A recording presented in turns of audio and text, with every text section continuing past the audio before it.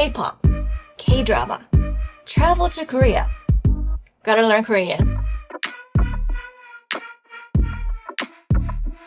안녕하세요. 저는 셀린이에요. 만나서 반갑습니다. Welcome to Language Academia.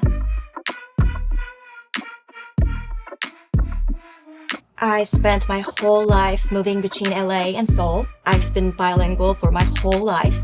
And I taught English back in Korea, and now I teach Korean in here. My favorite fun phrase in Korean is fighting, which we say 화이팅.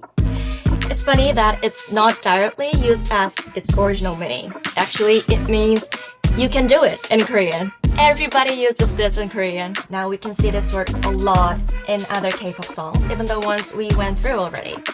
What I teach: Korean and English for all levels, Korean pop culture, Korean history, and English and Korean accent training. One of my favorite things to teach is advanced conversational fluency.